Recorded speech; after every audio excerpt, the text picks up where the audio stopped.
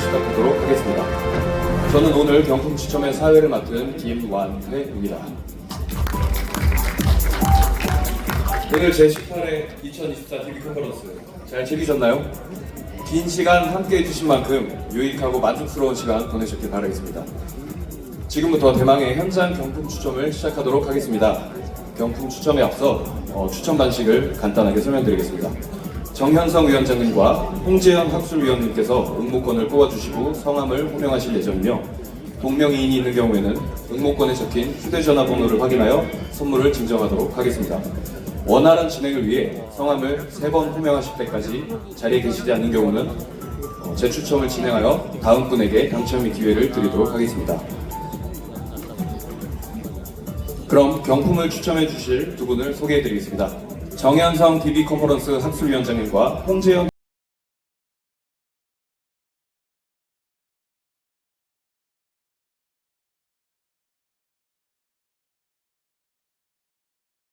시겠습니다.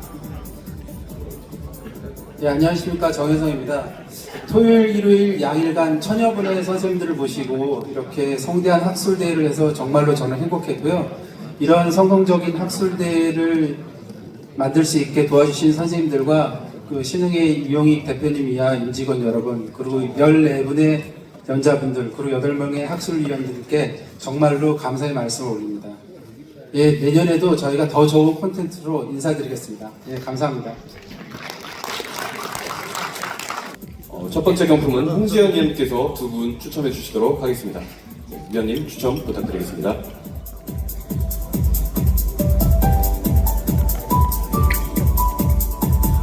유준상 원장님, 서울 엽수치과인가요? 유준상 원장님.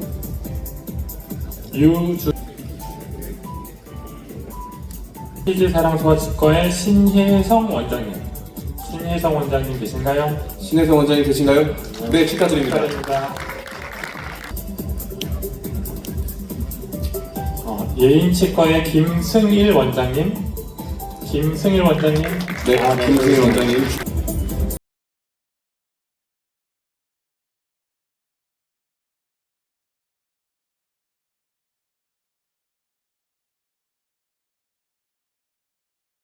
네, 상품 증정과 함께 기념사진 촬영이 있겠습니다. 기쁘고 행복하신 만큼 멋진 미소로 사진 촬영해 주시면 감사하겠습니다.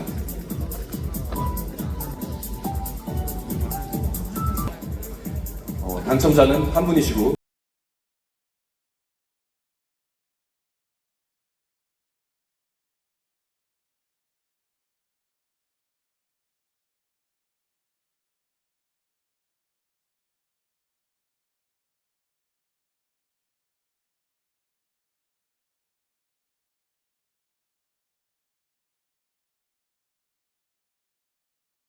네, 축하드립니다. 김태형 원장님 무대 위로 모시도록 하겠습니다.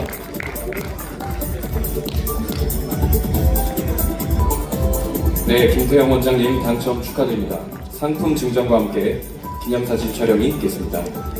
행복하고 기쁘신 만큼 멋진 미소로 사진 촬영해 주시면 감사하겠습니다.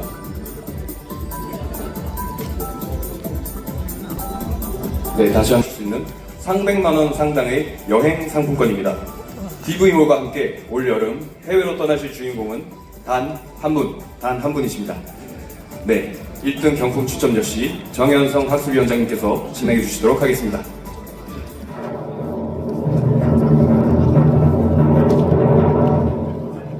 안효범 원장님, 서울 트리니티 치과. 네, 축하드립니다, 원장님. 무대 위로 모시도록 하겠습니다. 진행이 있겠습니다.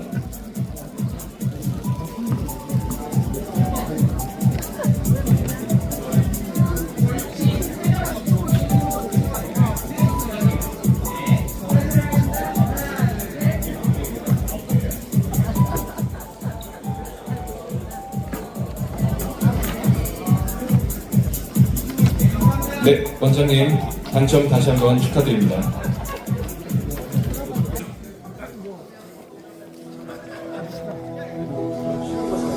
바클로펜이 제일 좋습니다. 한 2번만 먹으면 되고요.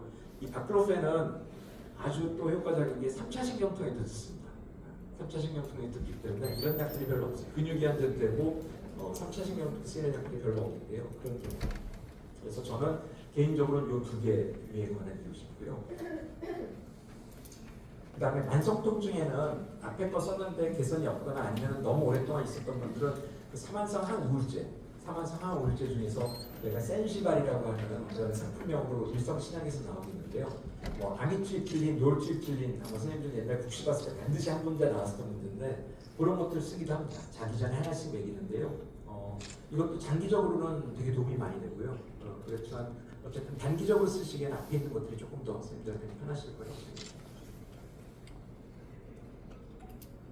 그다음에 요게 이제 아까 말씀드렸던 지금까지 제가 아까 단순 근육통, 근막 통증, 근경련이 있어도 일단 처음에 연두색 박스 하고 그다음에 스플린트 들어간다고 했잖아요. 2주 뒤에요. 근데 그거 했는데도 근경련이 있는 분들 아까 그 원핑거 소프트 기억나시죠? 손가락 하나 들어가고 강제로 벌려야 되는 사람, 벌어지긴 하는 사람. 그 사람들은 웬만한 근육이완제를 잘 안 낫거든요. 근데 거기에 마지막에 활용 점정처럼 쓸 수 있는 게 디아제팜입니다. 이게 이제 항불안제인데요.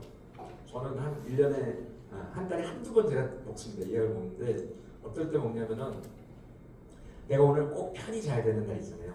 매일 뭐 만약에 하루 종일 뭐 중요한 미팅이 있다는 데 있고 오늘은 특별하게 저녁에 할 건 없고 그러면 저녁 때 식사하고 한 9시 정도에서 이제 하나를 먹고 잔다. 그러면은 거의 밤에 화장실도 안 가고 푹 자서 아침에 한 6시 이렇게 일어나게 되거든요. 그래서 이게 아주 근육 이완하고 수면도 아주 딥슬립. 제가 아주 깊이 자서 어쩌면 어버가도 모를 정도로 이렇게 깊이 잘 수 있는데요. 저희 쪽에서는 근경련했습니다.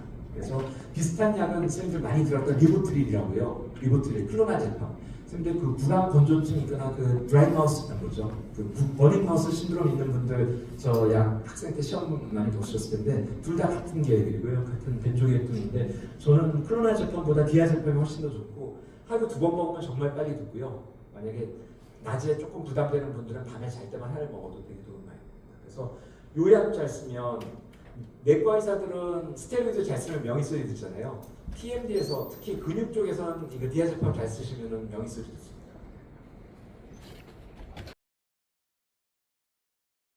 주사, 보톡스랑 그 프롤로를 제가 다음 시간에 스프린트 전에 충분히 시간이 많아서 그때 말씀드리겠습니다. 일단 물리치료는 크게 3가지가 있습니다. 단순, 전기, 복합 이렇게 3가지가 있고요. 단순은 얼음찜질. 선생님 병원 와가지고 얼음찜질을 듣고 보험 청구할 수 있습니다.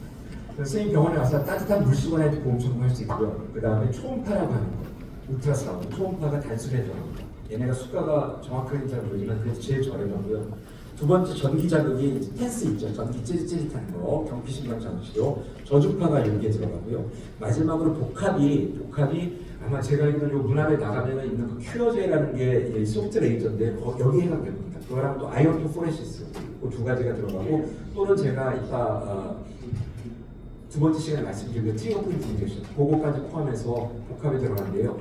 얘네들 중에 제일 중요한 거는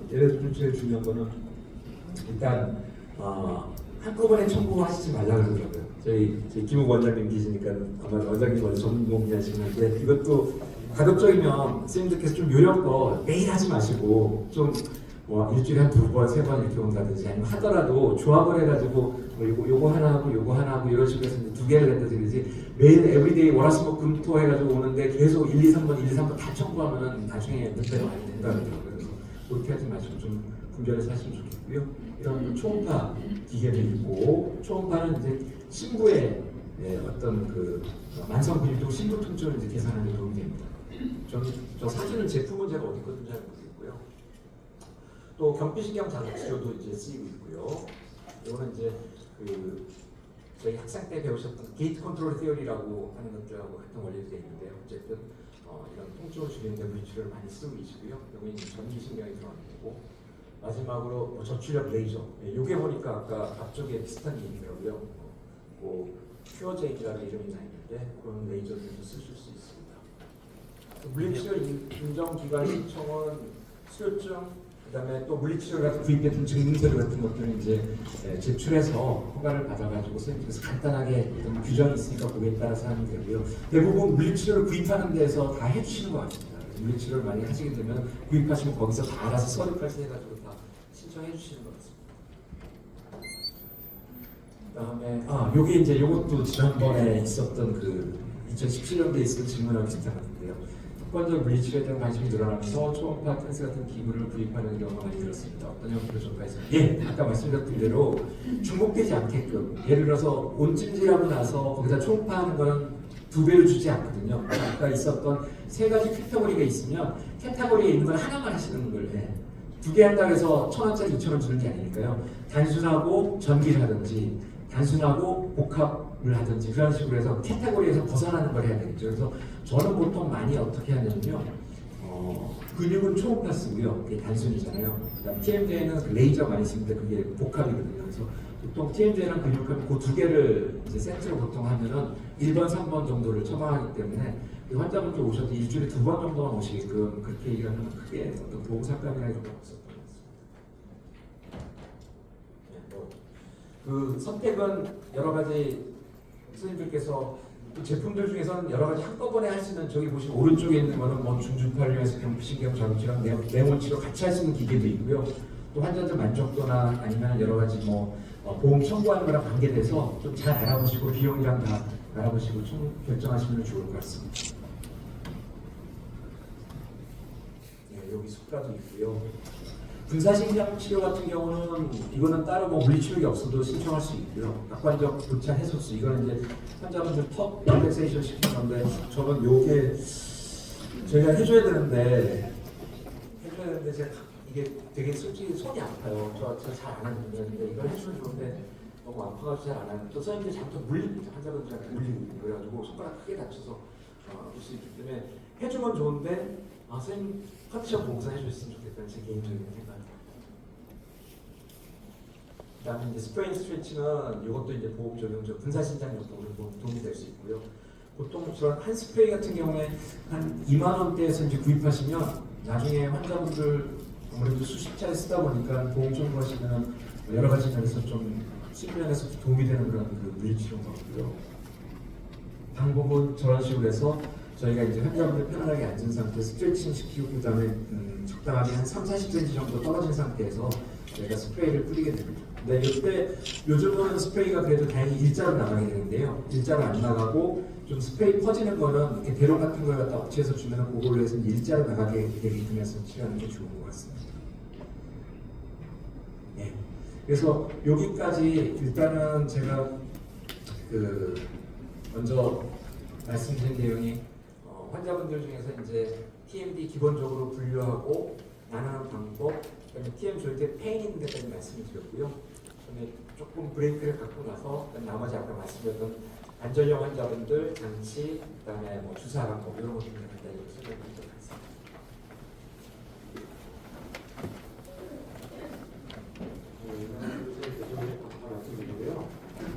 해당 강의에 대한 Q&A는 화면 앞쪽에 있는 그 QR 아니면 초록팁에 사용하면서 굉장히 고통스러운 감정을 많이 보게 되고 환자들의 이 내원을 했을 때 가지고 있는 걱정 중에 제일 환자들이 이제 무서워서 못 왔다고 얘기 많이 하잖아요. 그 행간을 정말 진정하기에는 돈이 많이 들까봐가 생각이 있는 것 같아요. 이제 아파서 무섭고 아플까봐 무서운 게 아니라 돈이 많이 들어서 그게 가장 크고요. 그 다음에 하나는 이 없이 지내는 한 몇 개월 기간. 누구는 1년 동안 1년 걸렸다면 1년 동안 어떻게 이 없이 지내요? 그런 걱정이 있습니다. 그래서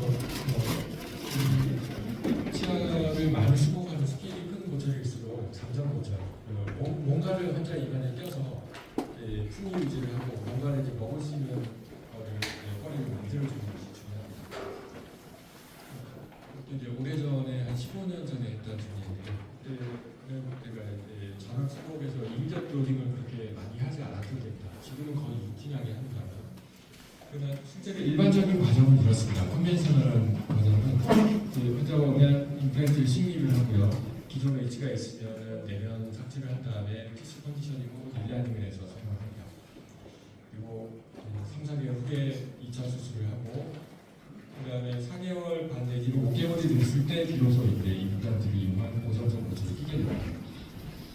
이 중간 과정이 어떻게 보면 더 이제 힘든 과정이고요. 또한 2차 수술을 하거나 혹은 식립 당일에 의식을 사용하기가 어렵기 때문에 혹은 고리식을 했거나 하는 경우에는 더더욱 이 가차성 의치 사용이 어렵습니다.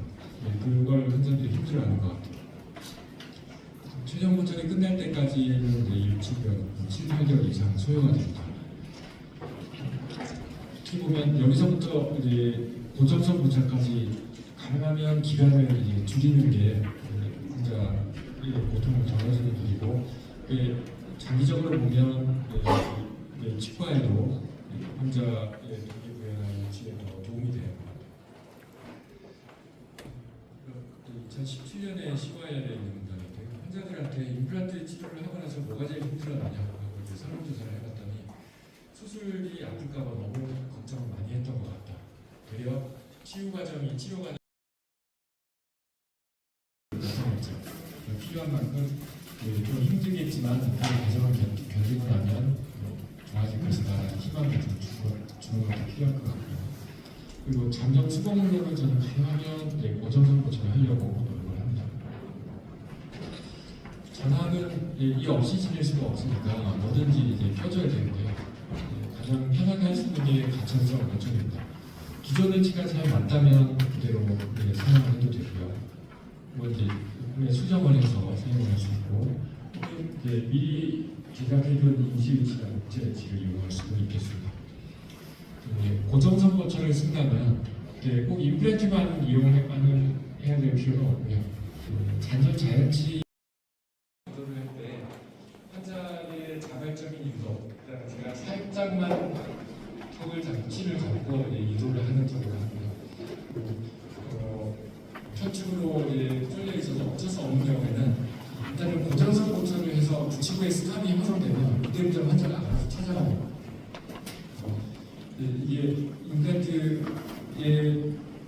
가차성 보철은 어렵고요. 고정선 보철을 해서 좌우측에서 아주 견고한 스탑이 형성이 되면, 그리고 그 교환면을 평평하게 해서 프리덤을 충분히 주면 환자가 편한 위치로 찾아가게 됩니다. 그런데 이제 템포러리를 여러 번 수정을 하거나 혹은 새로운 템포러리를 만드는 경우가 있습니다. 그런데 그게 가장 자연스러운 방법이 아닐까. 그때까지는 시간이 상당히 소요되는 것 같습니다. 지금까지 과정이 저는 아직 그 다이아그노스틱 페이지에 있습니다. 그래서 원장님께서 상한 모형과 체득한 악강 관계로 이 마운팅을 하신 다음에 그 다음에 하시는 과정이 시속용 보철물, 잠정 보철물을 제작하시는 과정인데요. 이제 환자는 한쪽 안면을 선하려고 왔는데 이 대합된 표면이 반듯하지가 않아요. 그래서 일단 뭐 조정해가지고 그걸 선택하기가 쉽지 않은 거예요. 거기에 너무 타협을 하다 보면 아까 말씀드린 어쩌다 전환이 되는 경우에 들쑥날쑥하는 경우가 나거든요. 그래서 여기 이럴 때는 이 치과에서의 과감한 단호한 태도가 좀 때로는 필요할 것 같아요. 환자의 입장을 고려해서 치료비나 치료기간 이런 걸 고려하는 것도 중요하지만 치료 결과에 상당한 영향을 미치는 조건에서는 화학을 정수된 치아를 삭제하고 고갈치료하고 크라운을 하거나 발치를 하고 환자는 화학은 발치를 하는 걸 생각도 안 하고 하는데 발치를 해야 되는데, 그럴 때는 단호하게 치료 계획에 포함시켜서 하는 것이 더 결국은 더 좋은 결과가 나오는 길인 것 같습니다. 너무 타협하게 되면 결국은 다 우리 책임이니까요. 그럼 이제 수급 범위를 좀 넓혀서라도 가급적이면 아이디어라도 해주는 것이 좋다, 이렇게 받아들이면 될까요? 네, 다음 질문입니다. 네, 지금 이게 수술 과정인데요. 이게 치료물 흡수가 심한 부위가 있을 때 여기에 이제 가면직경 임플란트를 여러 개 심어서 보철을 하시는 편인지, 아니면 고리식 본그래프트를 동반해서라도 돈을 충분하게 만든 상태에서 수술을 하시는 편인지, 그게 어떤 수술을 처음 하시는 거예요? 그리고 수술 쪽 전문이 아니다 보니까 어드밴스 서저리 하는 게 저는 상당히 부담스럽습니다. 저는 가능하면 그냥 있는 뼈에다가 심는 편이에요. 그러려면 이제 가면직경 임플란트를 전치부에도 원바디 임플란트, 미니 임플란트 심을 때도 있고, 부치부에는 쇼드 임플란트를 쓰거나 그래서 식립을 하고 가능하면 그래도 그렇게 하지만 이제 가능하면 전략적인 위치에는 심으려고 노력하고요. 고리식은 이제 이런 전환 축복의 연령층의 대부분이 이제 중년 이상 고령자가 많기 때문에 우리가 치과의사의 의도만큼 욕심만큼 이렇게 좋은 결과 이도 뚱뚱하고 충분히 두꺼운 임플란트 심고 이모던스 프로파일도 양호하고 이런 모든 조건을 만들어내기는 어렵다고 생각해요. 그래서 어떻게 보면 타협인데요.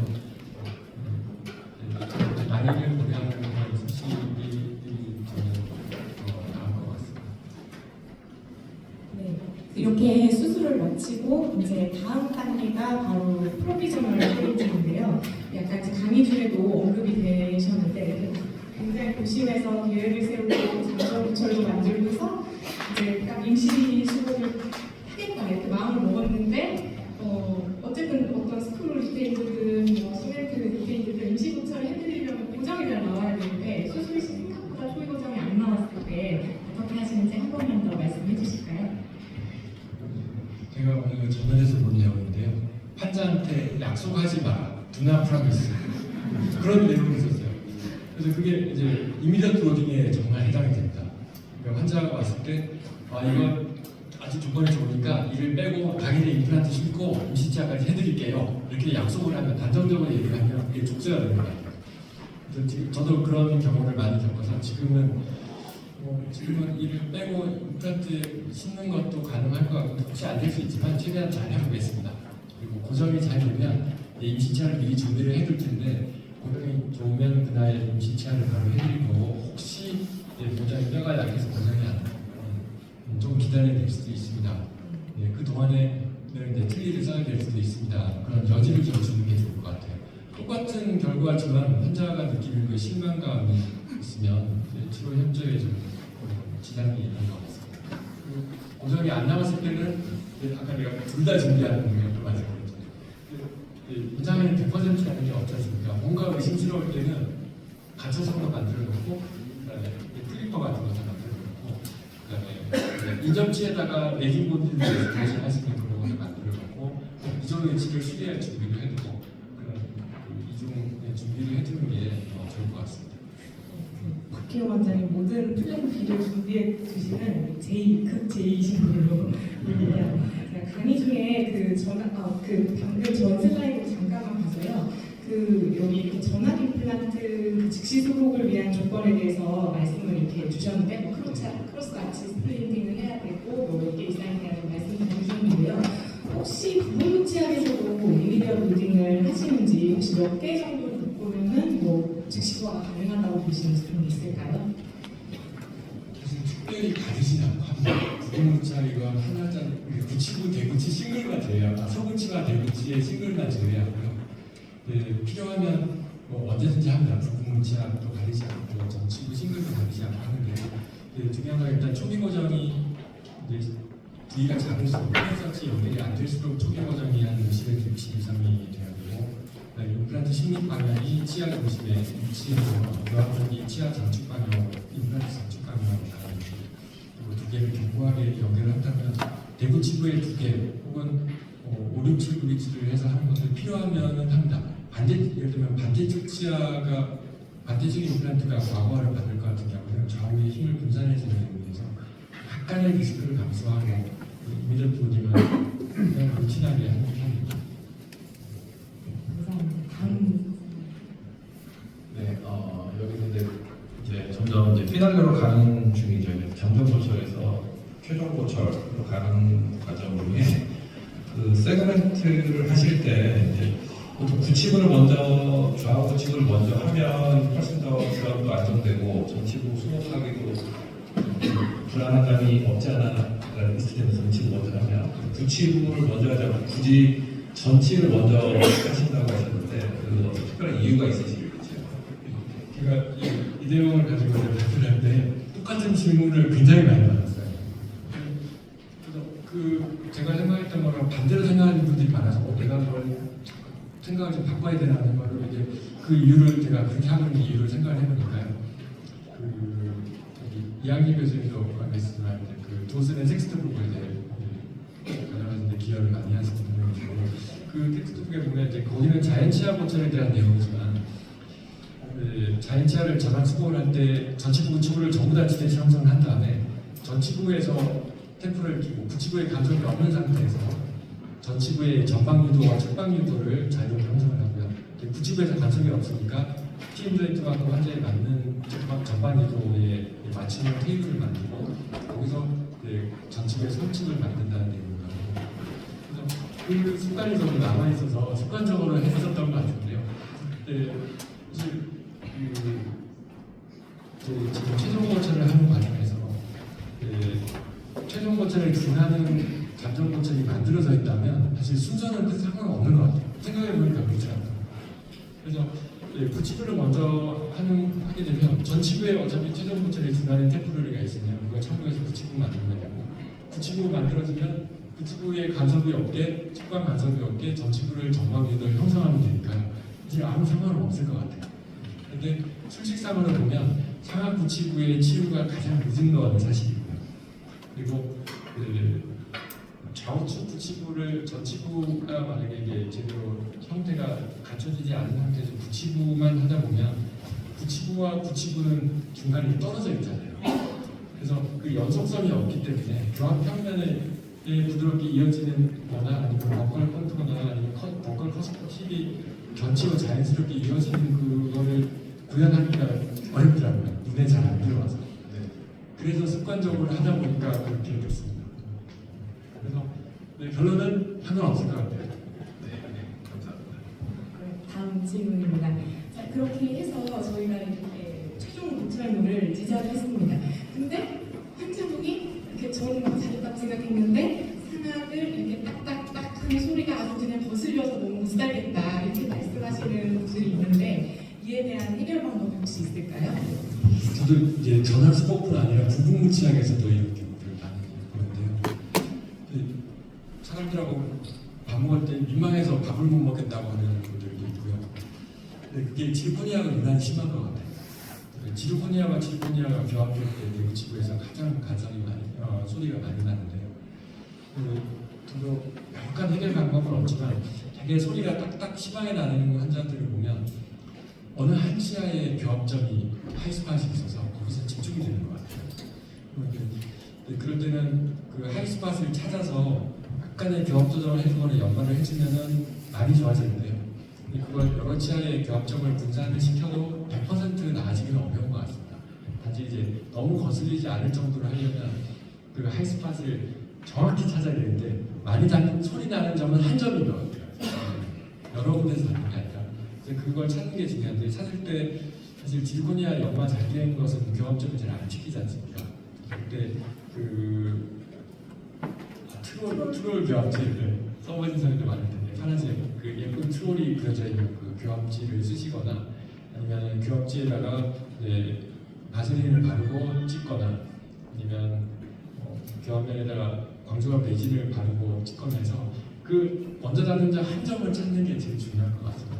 그래서 여러 치아의 교합점이 분산되게 해주는 게 좋을 것 같고요. 이게 CO에서 딱딱 씹을 때 소리가 나는 경우도 있고 측방으로 할 때 간섭이 있어서 나는 경우가 많은데 간섭이 있어서 나는 경우가 더 많은 것 같아요.